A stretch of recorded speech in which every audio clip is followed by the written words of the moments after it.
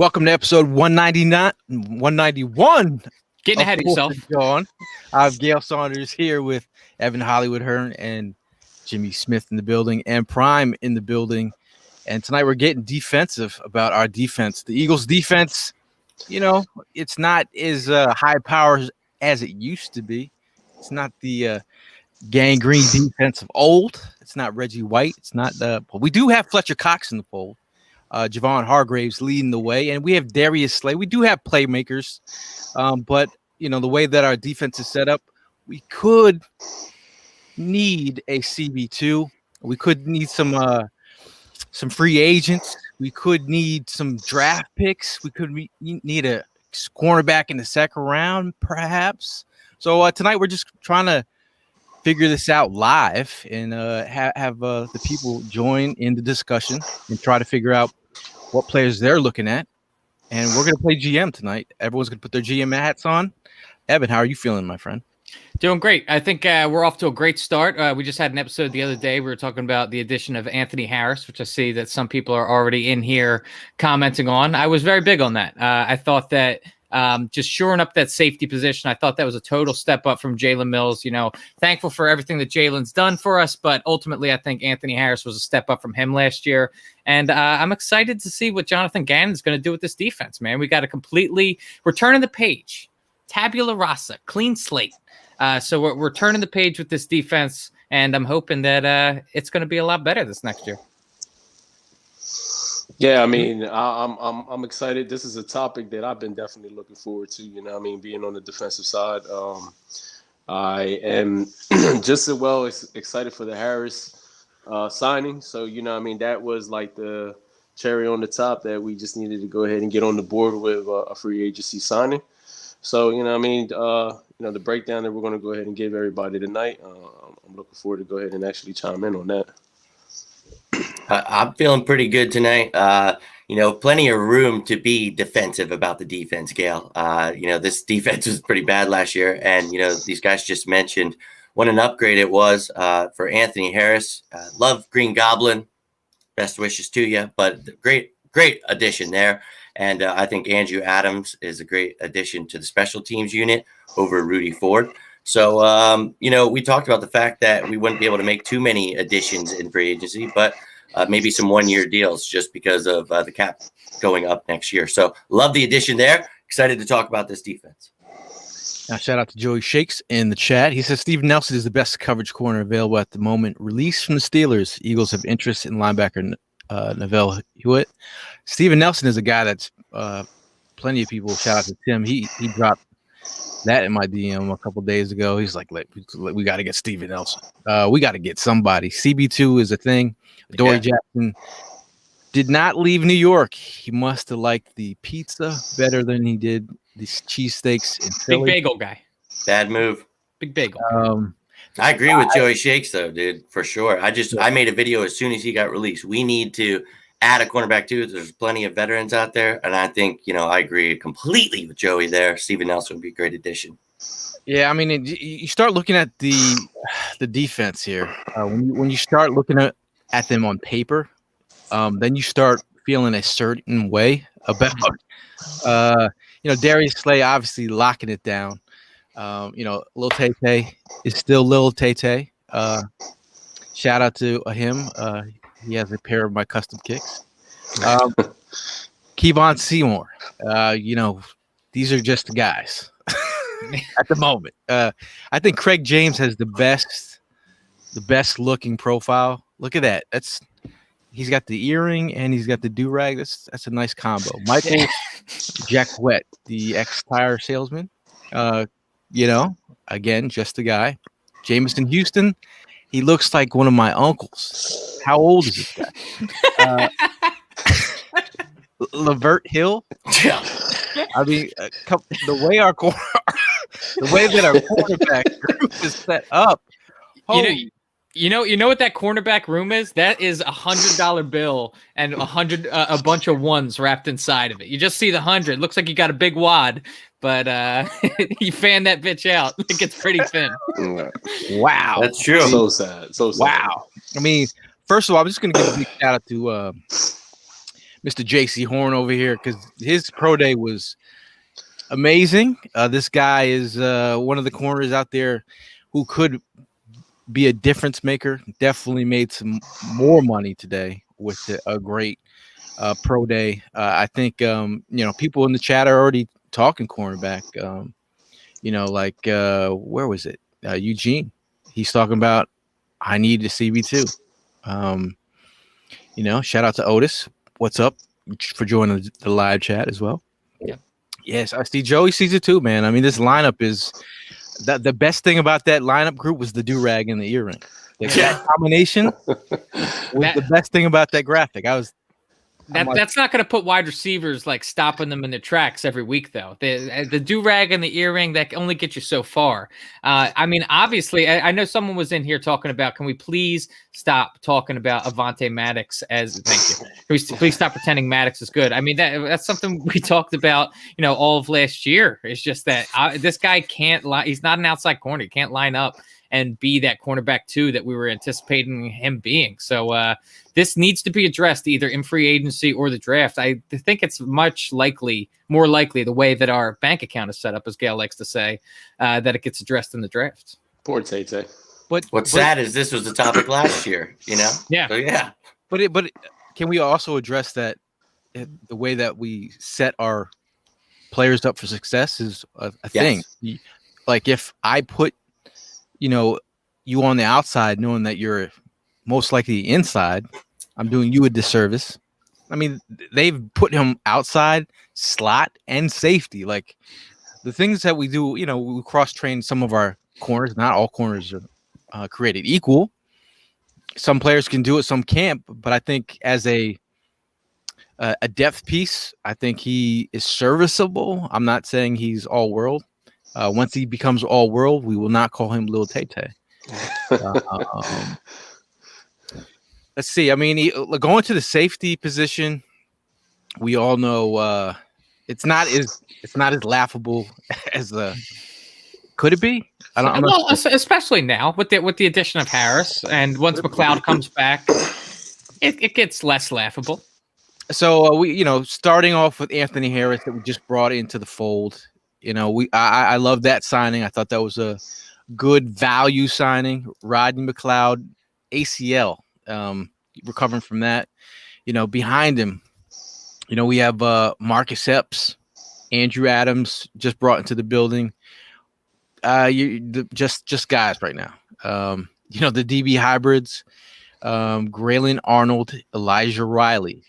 These look like when you look at the group again, you're like, who are these guys? But they are on my team. But you're like, I know them.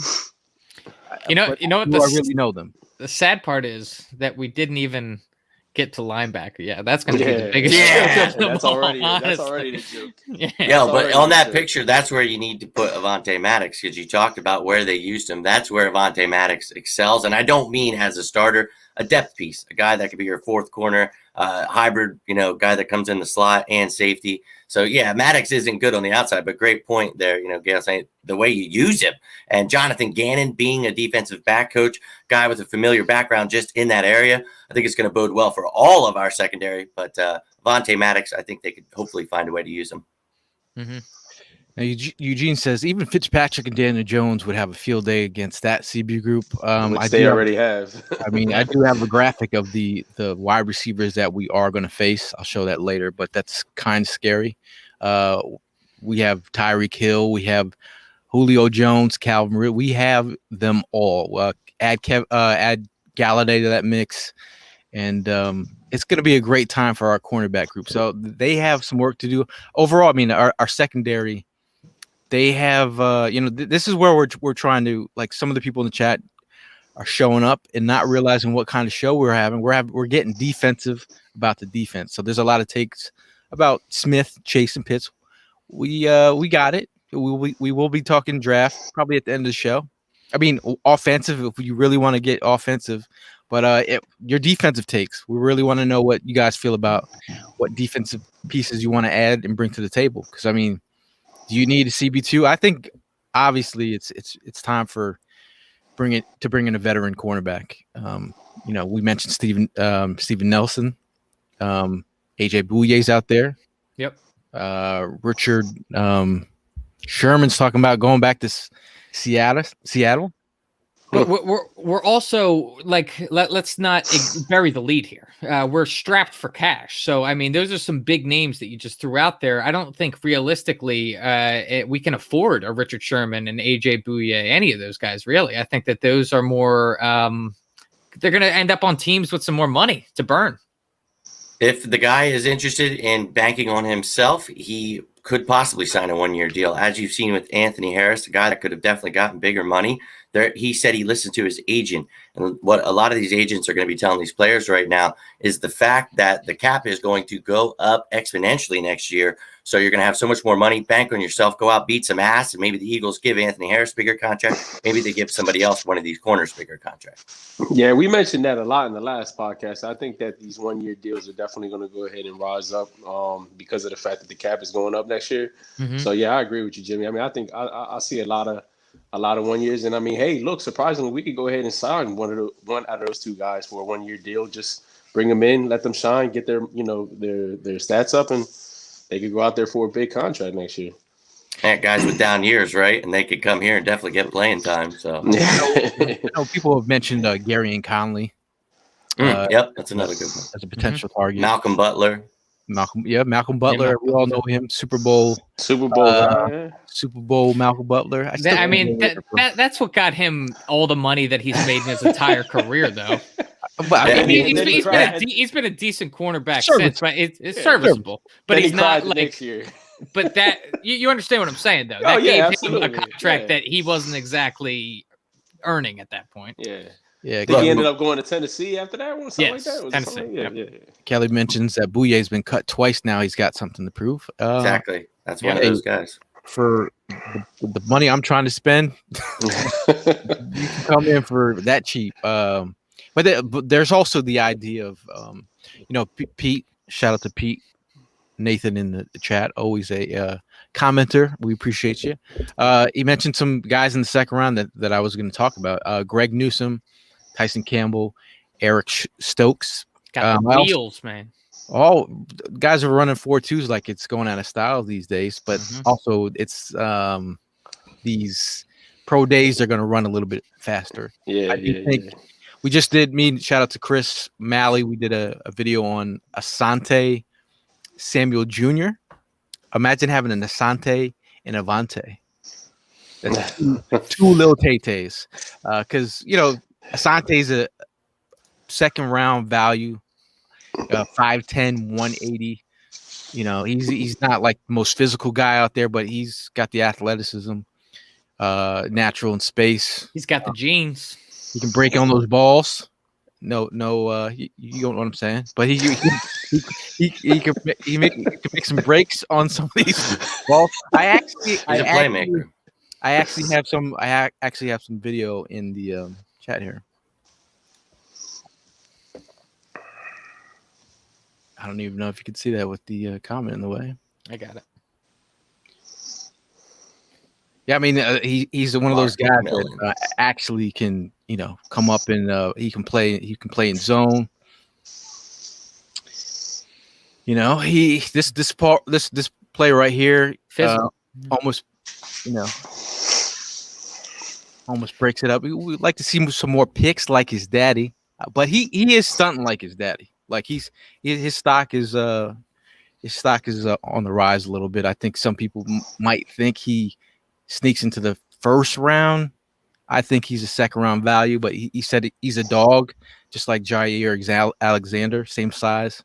But Jair was supposed to be second round value, but his stock rose and he got drafted by Green Bay in the first round and ended up being a really good cornerback for them though too. I mean, his stock rose, and I'm thinking that Asante Samuel could have the same sort of path in his career. I mean, I think that he does have that dog in him. He's got that swagger about him, and he's a playmaker. He makes good jumps on the ball. I just think he needs to grow in a system, and where else better than a new system right here? Hey. Yeah, his knock is he can't play outside. You know, he struggles out there, and I think he would maybe struggle in the NFL. But, you know, there's a chance for him to improve his game. So maybe give the kid a chance. But I agree with Gail. I don't think he's necessarily a first-round talent, but maybe people will be mistaken, and, you know, he'll turn out to be a stud. He's got the genes, that's for sure. Do you think that we're getting a little bit too enraptured by the name? Do you think that's what's like grabbing onto people too much? It's Asante Samuel. I mean, some people would just say, you know, but if he's good though. If you watch his, you know, he has the ability. Or Pete says here, he mentioned more of a slot guy. I mean, he can play outside and inside. He's played outside his whole life. But like, you know, when people are like, is he physical enough? Can he make the tackle? You know, that's this is the knock. This is him tackling AJ Dillon, and we all know who AJ Dillon is. Big boy. Exactly. He's not afraid to come up and make. You know, like some guys they don't care about their bodies. Like, could his frame be an issue on the next level? Maybe, but it looks like that's the advantage he has over his dad. Yeah, exactly. Like he actually hits people. And that's the thing he does. So why couldn't he improve his game and get better? I think he definitely will excel in the NFL. Yeah. But you know, I've seen some people in the comments talking about linebackers. I mean, one linebacker, shout out to Joe, because I would take Micah Parsons with the #1 pick.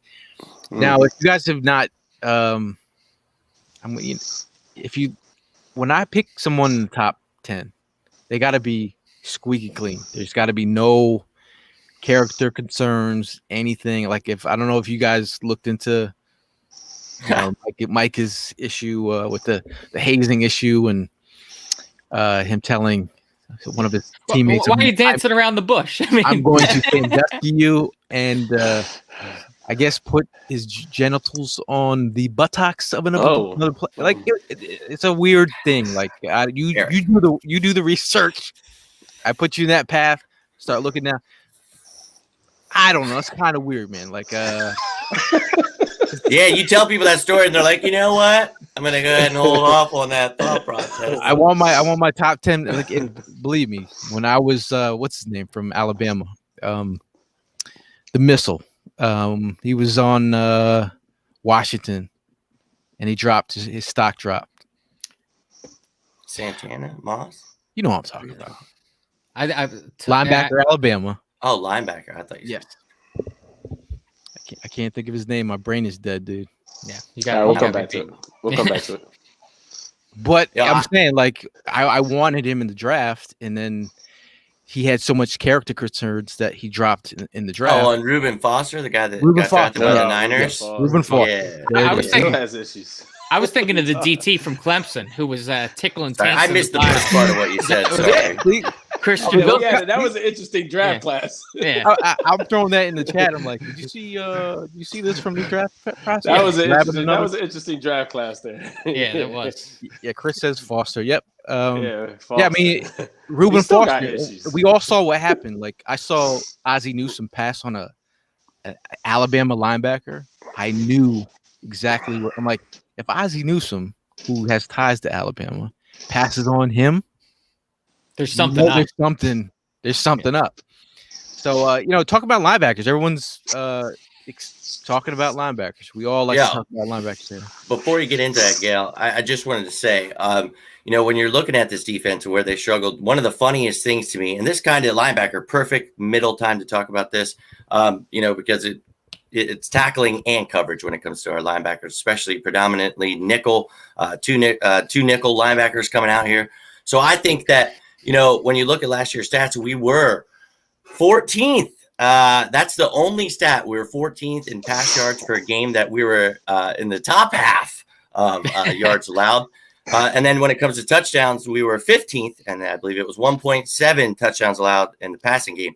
When it came to rushing, we gave up 125.8 yards per game, I do believe it was. That's good for 18th in the NFL, and then 21st. And that was actually 1.2 touchdowns per game in rushing the ball. So we need to help linebacker. I think we have a couple guys that are good against the run, but coverage linebacker I would look for. Todd says Cox behind Cox. How about that? Jabril Cox. Yeah. Jabril Cox, LSU, NDSU, if that's the Cox you're talking about. Yeah. There's a lot of Cox talking here. Well, it all started with Micah Parsons. Yeah. Yeah. So moving right along. Please. I'm gonna like when you're doing these graphics, sometimes you need something to make you laugh. And I came across another profile, Sean Bradley with the do-rag and the earring combo. That's between him and Craig James. I mean, they could be the new Drew Hill, maybe. Drew Hill, maybe. Where's the dragon? Now we all love Alex Singleton for what he did. I gotta get him a hairdryer. Talk about role player, and he has the nice 80s look. What is that? White Snake look? Not White Snake, but don't you dare put that name not on that him. White Snake. The other White Snake. Yeah, man. TJ Edwards, is he really a 3-down player? No. That we could. I mean, he's the 2-down thumper. Do we need a linebacker in space? Yeah. Jannard Avery moving from defensive end to linebacker, and this is how he's like. I gave up a draft pick. I got to do whatever I could do to make this work. Davion Taylor, in theory, is supposed to be that guy that we believe in the future. He's an athletic guy that can run. Is the football IQ there yet? Sean Bradley, again, amazing do-rag, earring combination. Temple's own knows everything about his opposing players by going to their IG pages. Love that pettiness. Rashad Smith and Joe. You tell me how you say his name. Bachi Balls. So, how are you guys feeling about it after looking at those guys? What are you feeling? What are the initial reaction and feeling when you look at that group?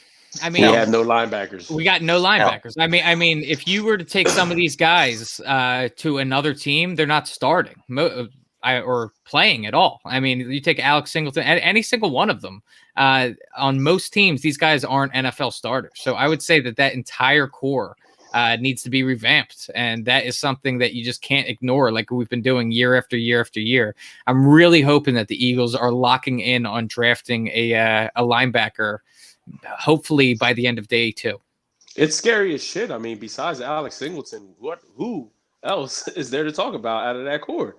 Nobody. So yeah. I mean, like, I think that we're probably going to have to spend at least 3 picks on the linebacker position in this damn draft.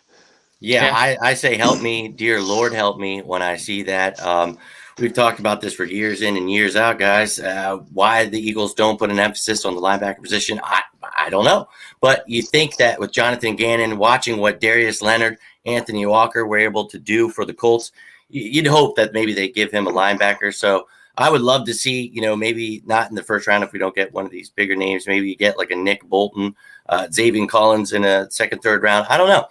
But we need to address it. I know that Neville Hewitt is somebody that the Eagles are interested in right now. That dude is a beast. And he's actually a converted safety from Marshall. And I think that he's somebody that comes out. He could definitely help with the run, more of a weak side linebacker. But I think he would come in and help this team immensely. So we need to address it. I would take a veteran, and I will take all the help I can get in the draft. Yeah, just bringing up the list of courtesy of Draft Network. You just talked about Nick Bolton, a guy I'm looking at. Cameron McRone, another guy. Jabril Cox has been brought up. Jabril Cox. I mean, I'm just talking about these guys, and this area is the range I'm trying to look at, because I mean, obviously Jeremiah Owusu-Koramoah is a beast, dude. I think he's like a safety in space. Could you imagine if he dropped to 37? I mean, hey, let's talk. But how many years have the Eagle fans been wanting a linebacker to come in and play? I mean, Jabril Cox, over 1,000, close to 1,000 snaps in the slot. That's kind of sexy, but is he an all-around thumper in the run game? He needs to work there, but I think in space, he's a big 6'3", 230 something pound safety. like. He'd be perfect. He could run. He could run. So I mean, that's what we're looking for. But overall, I mean, you're just talking about having serviceable linebackers. You know, Singleton, man, he showed up, man. Singleton really balled out. I think he stepped up when we needed him for sure. Be dope to trade. Shout out to Todd in the chat. He says it'd be dope to trade Ertz for a decent linebacker. That's something that could happen. Like if we don't get rid of him now in a trade, you can always trade him later on during the draft, like to move up, move down, maybe. You know, like if we can't get someone for him right now, like, you know, hey, you want to move up 10 spaces, just move Ertz. Yeah, it's kind of weird, man. We just talking about moving Ertz, like, yeah. Everyone's like, Kyle Pitts is in the house. Yeah. And maybe we could give him to the Bengals and get Logan Wilson, which I wanted last year. If not, maybe, and then they would stay away from Pitts or Chase. I don't know. Yeah, I mean the idea of trading back in the first round, if you know neither Chase or Pitts were to fall to you, and then you end up, you know, you trade back a few picks, maybe 5 picks, and then you could end up picking up another day 2 pick. I mean that would put us right where we need to be for that linebacker chart that Gail just showed us, and we would have pretty much 2 picks in that area. So. Kind of like the idea of that. Yeah, 5 picks would put us behind the Cowboys. Don't you dare, Evan. I was just throwing a number out there. I know. I'm just I was shout out to Pete. He says Cameron McGrone could do a bit of everything. I started watching him the other day, and man, he's got some really good tape. I was pretty interested in. And shout out to Matthew. Says Monty Rice from University of Georgia, KJ Britt from Auburn. It was funny. I've been watching some Monty Rice. I seen Monty Rice covering Jalen Waddle. Georgia definitely has talent. He was covering Jalen Waddle on a play. And I was like, this dude is running with Jalen Waddle, and Jalen Waddle runs a 4.3, potential 4.2 high. So I was like, I mean, maybe I need to look into this guy. We have a resident Giant fan in here. Shout out to NYG FOLYFE. What's up, fellas? Respect. He said, "What's up, fellas?" He said, "Go midnight." He said, "Go midnight green." Shout out to you for joining the chat, and congratulations on the Galladay sweepstakes. Yes, yeah. Holy. Chris We're also gonna need some Raven Collins is a beast. I would like him in the second round. He's an interesting prospect. Size, the way that he runs in space. But those are kind of players you're like, man, these guys are solid, but do you see the Eagles drafting this guy? Yeah. Yo, Nick Bolton is somebody, and I mentioned Bolton and Collins, but if I had to pick between the two right now, that would really be a tough decision, to be honest with you, because they're both fairly talented. But Nick Bolton gets me really excited watching him, and I feel like he could be a linebacker on the Eagles that just flies around, crushes people, and isn't so horrible as coverage as some of the things I've seen. And he would be an intriguing pick for me, man. And I would love some linebacker help. Isn't it weird that, you know, those times when we had solid linebacker play where it was like you really felt comfortable about the linebackers in space? You felt like we had some guys in here that, well, I mean, back in the day when you had Trotter, you were like, yeah, that's the guy. Yeah. I mean, but you know, offenses have changed these days. You need a player that can run. But nowadays it's like I look at our linebacker group and I'm like, sad trombone. I'm not even like trying to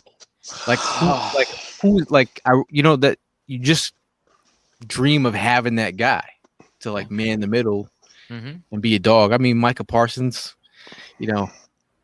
It's a shame, man, because the last time I got excited about a linebacker was when we played Carolina, and that was Nigel Bradham, the way he was all over that field. Yeah, that's I like the linebacker that I wish we could have on an every week basis. I mean, but looking at these players that are coming out of the draft, man, this thing is lined up so perfectly. Again, it just falls back to making sure that we make the right picks, you know what I mean? And then and one of those key linebackers could fall right into our laps. Yeah, it's very possible. Now Pete has a solution here. He says draft Patrick Surtain in the first and Nick Bolton in the second. Could fix a lot for I think Surtain is the safe pick, but if I'm picking, I'm going J.C. Horn, man. Like J.C. Horn has showed me incredible aggressiveness. He just ran a 4.3 for you, jumped out the 41-inch vertical.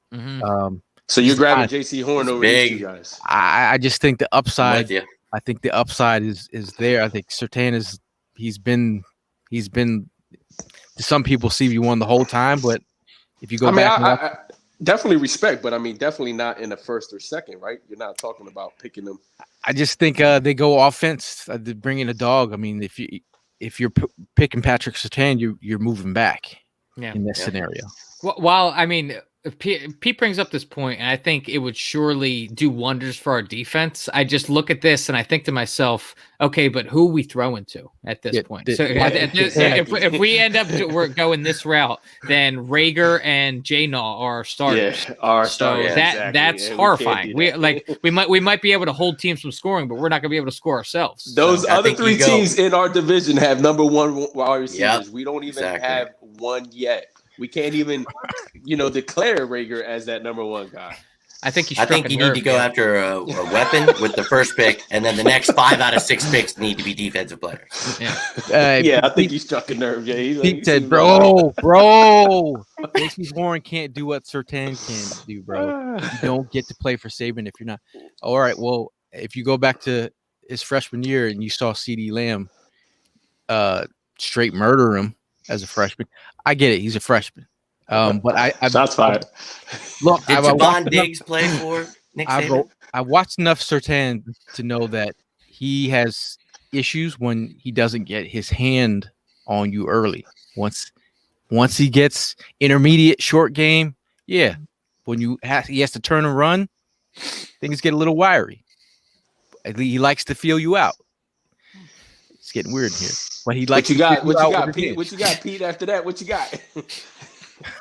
You know what I mean? Javon Diggs played for Alabama, so just because you went to Alabama does not make you a good corner. There's nothing wrong the Cowboys. with. I think. Sergeant sarcasm. I think Surtain is he's probably one of the safest cornerbacks when you think of the football IQ. He's been starting since he was a freshman. He's got tons of snaps in the SEC. Again, when you get to the next level, it's not just about safe. You're talking about what their game can transcend to. So if you look at J.C. Horn, you want aggressive, in your face, press man, slap you silly, and then turn around to the Eagles crowd and make them go nuts, because that's what we probably want to see, that kind of aggressiveness. And it depends on what kind of defense you're running too as well. So it's not. Again, we're talking about. This is what I'm talking about. Jamar Chase. All right. This is what I'm geared towards: offense, weapons in the first. If Sewell's there, I'd even grab Sewell. I mean, we need linemen too. So, I mean, that shores up a position for the next decade. You draft Sewell, that's a position you don't have to worry about for 8 to 10 years to come. Like Kelsey, Lane, Brandon Brooks. How old are they? Yeah. 30 something. I think Lane was drafted in 13, right? I mean, we're just getting long in the tooth of the position. You just got to if you can get see a player his like workout that. The other day, his pull-ups. Hey, Lane? But those legs don't. Can I see the ankle? Can I see the scar? He's skipping a few leg days. You know what I mean? I mean, he does have a pin, doesn't he? Doesn't Lane have a pin in his ankle now? He's all jacked up still. Yeah, he's definitely jacked up. Upper body, you know what I mean? Upper body all day, but you know what I mean? Those legs is what we need. Most Alabama secondary players transition to the NFL. Most of them. No, Surtain's great. Yeah, for sure. Yeah. We talk about the one that was drafted high by the Jets. I was talking about the Cowboys. Shitty corner. Humphrey, he's playing well. He's a guy that he's played well, and he's a guy that they said that he would have issues when he was running downfield, and he's turned into a solid corner. Yeah, he's adjusted very well. It's funny because I could talk about Jamar Chase being the guy, but this is the defensive podcast. Yeah, let's keep it defense. We're trying to be defensive about the defense. But everyone wants to talk offense. It's okay. We'll get there. Going back to our defensive line here. There's no newsflash. There's no do-rags in this one in the earring combinations. We have Brandon Graham, who making that Pro Bowl. Derek Barnett, can he stay healthy? He got paid. Got his little 10 mil in the bank. Hopefully he's diversifying his money. With the Josh Sweat, a fan favorite of mine and this podcast. Matt Leo. I didn't know what Matt Leo looked like until this moment. Like a horse a little bit. Joe Ostin. Joe Osman. He's the fiery, motory, depth guy. What are you thinking about the defensive ends right off the bat? I mean, Joe Osman, like, I remember the one year, like, he was big on the preseason, and they were like really high hopes for him. But again, he's like another one that just can't stay healthy, man. So I really would like to see that guy, flash a little bit, and hoping that, he gets more PT this year. Honestly, from a defensive end standpoint, I think that we have more depth at that position than most of the other positions on the field. I really like Brandon Graham. I've been saying that for years. I mean, obviously, he's everybody knows what Brandon Graham is. You know what you're going to get out of Brandon Graham. It's solid production each and every year. Derek Barnett definitely needs to show us something. I mean, I think that Josh Sweat really made some waves last year and showed that he could potentially be that starting guy to start opposite of Brandon Graham. But I think that we're kind of somewhat deep for us in that position. Defensive end speaking. I mean, you have one more player, one more depth player right there to, obviously we weren't going to sign Clowney. Not Clowney. My man just went to the Jets. Yes. Oh, Vinny Curry? Vinny Curry. I mean, Vinny Curry. In theory, it's nice. It's a nice story. But Eagle fan wins the Super Bowl with the Eagles. Depth guy for us last year, came in cheap. It is what it is. I think one more guy added to the mix would be nice. That could be via the draft. It's going back to the defensive tackle group. We got Fletcher Cox. He's a cog in the middle. Javon Hargrave started to play a little bit better as the season went on. We recently brought back Hassan Ridgeway. I like that signing. I do too. Ty McGill, Raekwon Williams, bringing up the rear. I think this isn't the best defensive tackle class. I think there's some pieces on the back end, that we're picking. I'm not sure exactly who I like. I was looking at a guy out of USC recently, Marlon Tuipulotu, who had a meeting with the Eagles at the Senior Bowl. So I'm kind of interested in him in the range that we might pick in mid rounds. What are you thinking about the defensive line group? I mean, the defensive tackle group. I think I feel a lot more comfortable than I do about the defensive end. Brandon Graham getting up there in age, but you still, I think, pretty dependable. Josh Sweat, I love the upside there, hoping that he really can be something. Derek Barnett, you never know. He's got to stay healthy, and I'm not even sure he really stays on this roster. They could still let him go. Mm-hmm. But beyond that, I would address defensive end, but defensive tackle, I think you actually got some pretty damn good depth there. So, yeah, maybe go after someone in a later round to add some depth there. But T.Y. McGill and Hassan Ridgeway backing up Hargrave and Cox, if everybody's healthy, I like that. And then Raekwon Williams from Michigan State last year. Maybe he's a young guy that can push one of the depth guys. But that's one of the more comfortable areas that I feel about this defense is defensive tackle. Yeah, I mean, I agree. I mean, the defensive tackles is definitely loaded up. If they just stay healthy, they can each, play a key factor. Gail, how do you feel the fact that Jimmy just got finished saying that Barnett might not even be on the roster? Are you all right? That didn't get into your feelings, did it? Yeah, I'm not a Barnett stand guy. Oh, okay. I just wanted to make sure. I appreciate what he brings. Man. I appreciate what he helped us get a Super Bowl ring. Yeah, he's a Malcolm Butler. I get it. Yeah, look at the logo on your wall. You have a Super Bowl logo on there. I get it. You know what I mean? But that was all Brandon Graham. He recovered the ball. Hey, this guy. It takes a team, man. You're right. You're right. He said you talk like a baseball player. Not one guy here. Pete Nathan says, "What do y'all think of Kwity Paye?" I think he's solid, but do Michigan? I think I feel good about defensive tackle, so I'm not really interested. I just don't think he's going to be. He's not going to be on the board in the second round. Exactly. There's two Miami Hurricanes that I think they're going to get drafted, but I don't see them falling into our hands. Oh, Rousseau, Phillips. Rousseau and Phillips, yes sir. Jalen Phillips. If Phillips was there in the second, Oh yes, that would be. Gail, we talked about that earlier. That's that's that defensive end depth right there. See you later, Derek Barnett. I'll help you pack your bags. I'll pack them for you.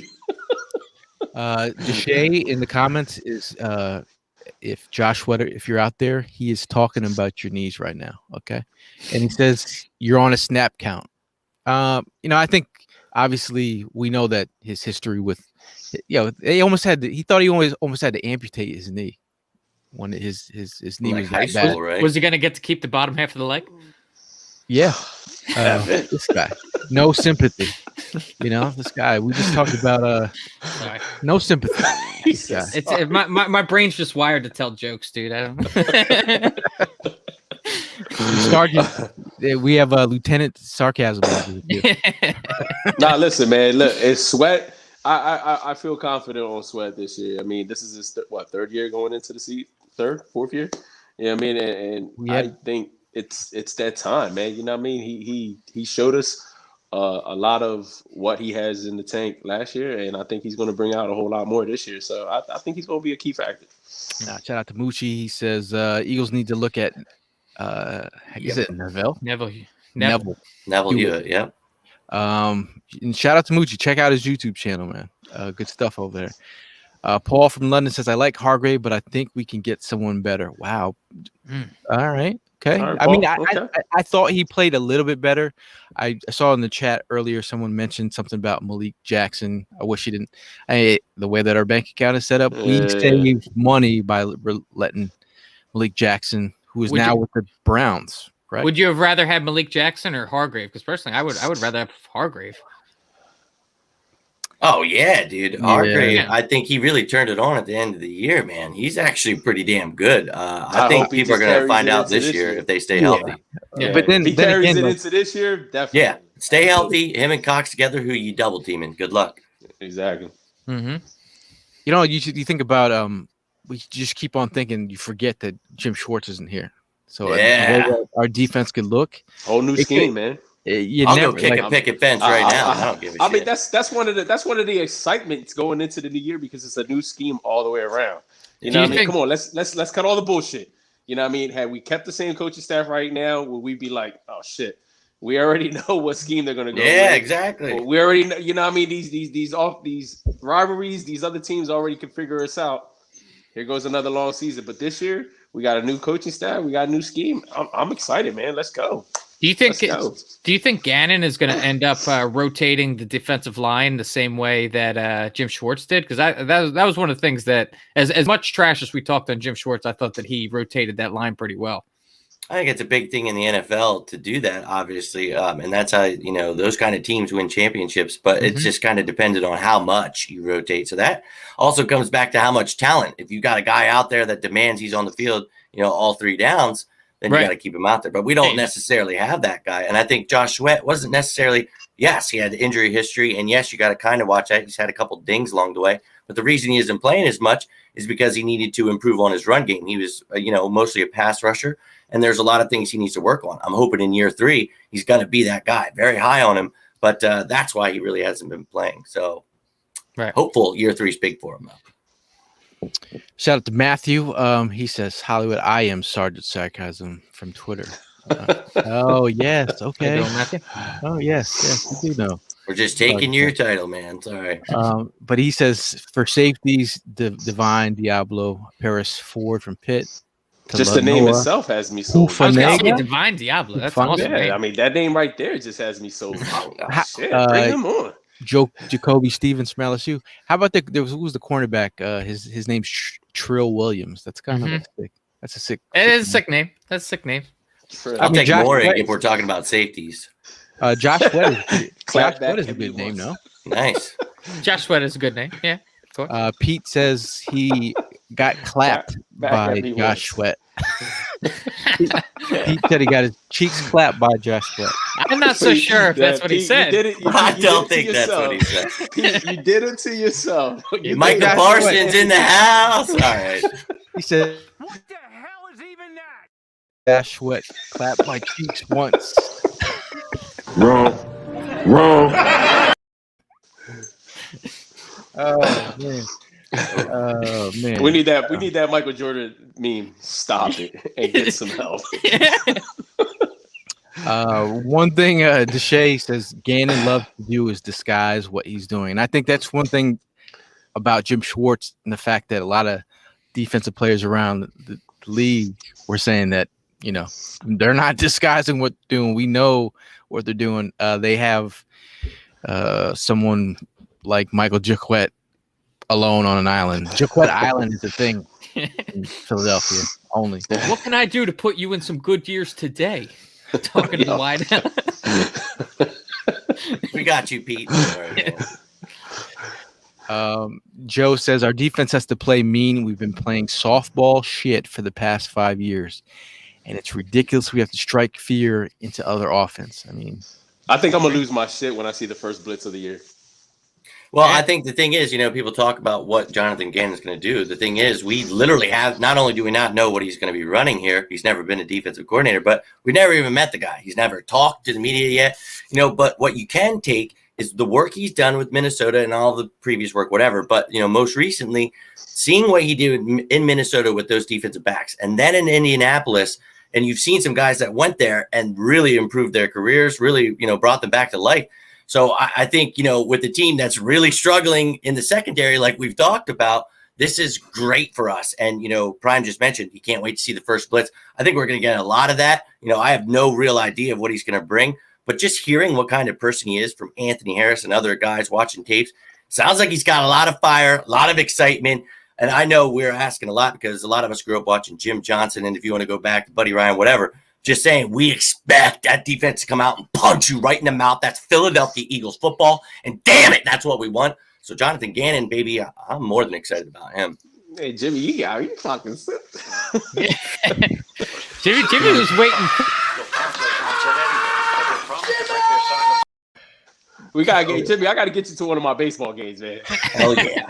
Yo, one time somebody actually brought me to one and like they were missing a bunch of players. So like, yo, Smitty, you can play, right? And I'm like, I was a little half tuned in at the moment. I'm like, you know what? Let's go, baby. Ended up getting like a triple, a double. Dude, it was too much, but good times. I'll definitely show up and be your support, brother.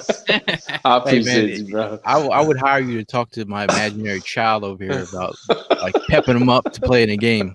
You know, like, Dude, I was a baseball coach before all this stuff happened to me. Yeah, I said to slide head first. Yo, just imagine the parents that try to get out of control. I'd strike fear into them by just saying something to my, like, they'd be like, oh, you know what? I'll have what he's having. Yeah.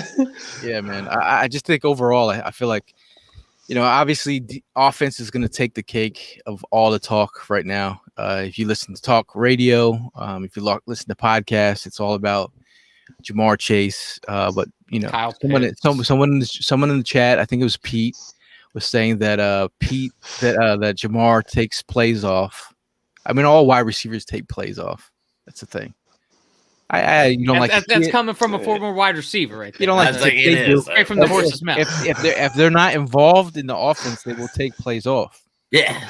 Yeah, I think this is gonna be an ongoing thing between Gail and Pete now. I mean, you know, yeah, I'm not gonna even go there again. But I'm gonna say that you know, the talk of the town is wide receivers. Talk of the town is Kyle Pitts. I think Kyle Pitts is really taking over the discussion. I think now people are talking themselves out of Chase. Yeah. Yeah. Like, I don't know why. They ride the wave, Gail. You know that. Jalen Waddle 1 week. And then, think of a more athletic Anquan Bolin with playmaking ability, stretch the defense. Will play with. He's got his play strength is ridiculous, and then people will talk about Kyle Pitts and moving him to X. I mean, he's a tight end. I mean, he's a unicorn to some people. But I'm saying, like, I at the end of the day, I feel like Jamar Chase. Like, If he's there, you can move up. He's the icing, man. He is the icing. He's the entire cake, as a matter of fact. If you can get Jamar Chase, I think that this offense can be completely retooled. It would be night and day from last year. We had someone in the chat saying, it was Kelly. Kelly said he coached in Texas and wide receivers did this. It's a thing. If you don't get targets, you become crazy. Yeah. You become crazy as a wide receiver. Lazy Divas says Mark. Dude, we know when to put it on. Calm down. So Mark he's an Oregon fan. If I said Oregon, right? Because Oregon people get upset when you say Oregon. Oregon. Sounds like a Lord Rings character. He's a big Sewell guy. So I feel like he's man. The only red flag I have on Sewell is he has his own YouTube channel with his girlfriend. Kind of cringy. Yeah. That was pretty cringy. I saw a video of that as well, and it was. Well, like, who's watching it? Who's the weird one watching? I'm sitting there like, what am I watching? He's like, oh, we got a new apartment, and here's that's all you, bro.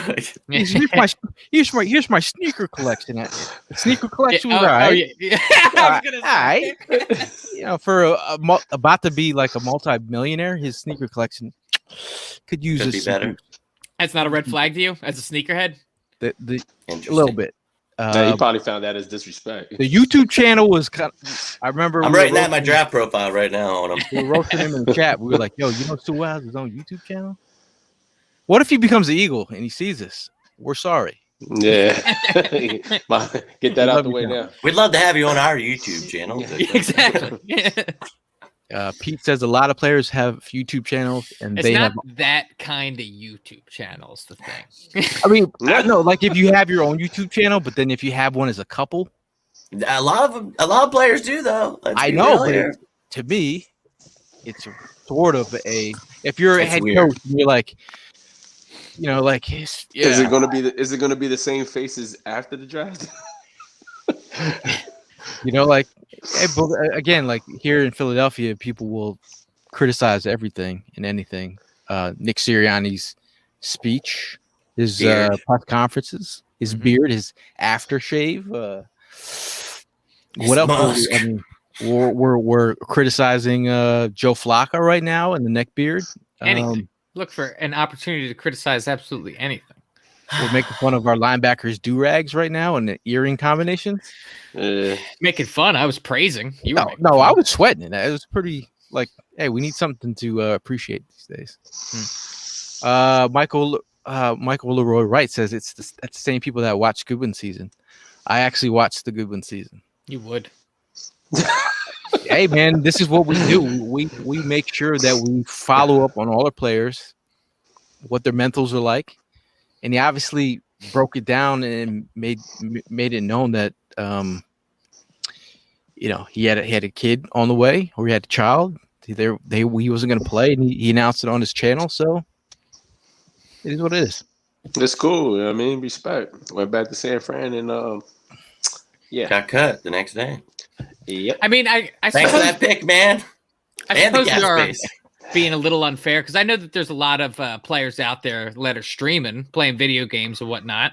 I don't think that's necessarily a red flag, but as far as like Gail and I were saying, the couple's YouTube page is just a different level from streaming video games. Is that a thing? Is that a red flag? I say yes. Yeah, I love my girlfriend, but I don't have a YouTube channel with her. Yeah, I mean, I wouldn't do a YouTube channel. I'm gonna join a Facebook account. It's not as big a red flag as the whole Micah Parsons thing. Yes, you want to do that stuff with your girlfriend, so do that. That's fine, but the whole Micah Parsons thing. Yeah, I'll take that much. Yeah. I mean, anybody that says I'm going to Sandusky you, I have That's not even funny. Yeah, I Nah, mean, I mean, I got you issues, know what I man. mean? I got issues, man. Yeah. That's it. Just And really doesn't- you're on the same damn campus. Like, really? yep. Like, what the What's in the water, man? What's in the water? shit? I don't know. Lance is shooting from the hip here. He says, "How can the offense be complete?" Lyman has age on them. Some of them were out last season. Maybe he's answering to someone else.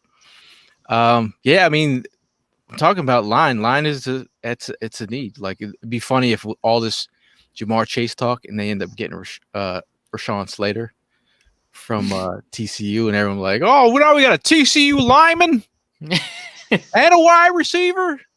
What's going on here? Yeah. Just had to speak it into existence. No, but but the thing is, we I'm talk saying about like- needing depth there, but it's like it's not like we're blowing over it. First off, we're talking about defense today, but the thing is, it's like if you're talking to us, we've addressed it.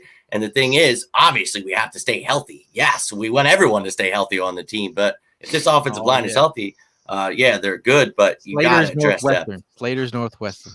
Yeah. Ah, I was thinking about his Greg Newsome is his teammate. I like Greg Newsome. Like Northwestern. But how about Robert in the chat here? Yeah. Breakdown. Where'd Jimmy go? Hey Evan, want to read that for us? It's a lot of words. If we don't trade it, Robert says, let me preface that. If we don't trade any picks, which is impossible, my 11 picks are Jamar Chase at 6, Pat Fryermuth. Did I say that correctly? Yeah. We'll take it. At 37, Tylan Wallace at 70, Jamin Davis, linebacker from Kentucky, at 84. At 150, it's a big jump there. We have a long gap in between 84 if he and falls to 150. here. Yeah, Amari Rogers from Clemson. Good. Asking a lot. Guy Gale's been talking about a lot. Drake Jackson, center out of Kentucky at 189 or 156. I'm sorry. At 189, we got Jarrett Patterson, running back from Buffalo. 224, Shamar Jean Charles. Can't do the French pronunciation on that guy. Then we've got Lamont Wade from Penn State, and Patty Fisher from Northwestern. Oh, and Josh Bell. Yeah. Is that Drake and Josh? I don't think so. Patty Fisher. Yeah, I mean, Drake Jackson's someone that you've been hyping up a lot, Gale. I think that we do need to start thinking beyond Jason Kelce, obviously. We are in the waning years of his career. I don't anticipate much more time spent here. So, yeah, I would think that it would be nice to have a guy just learn behind Kelce for a year. I love that idea. Yeah, someone just made a comment. I think, obviously you have to address a lot of areas of need. You have to go in with, some kind of plan, but really to go into the draft and think that anything that's going to happen. And, luckily we're sitting at 6, so we only have to wait for 5, teams in front of us, for now. But look, we got to go in with a plan. We'll see who falls to us. But that's the thing. We have so many holes. Let's see who the best player available is. Let's get that best player each round. And we could really improve this team because there's so many holes. But I would go after a weapon, like I said, and then I would address the defense with predominantly most of the rest of the picks, like 7 out of the 10 rest of the picks. I would probably go defense. I don't even think I could remember that name. Oh, Kelly says Mala Sala Amave Lalula from Oregon. Hey, you know Sewell's shout out to Mark, who said Sewell's younger brother is a linebacker who was like freshman Pac-12 player of the year or something like that. Mm-hmm. Correct me if I'm wrong. Pete is back.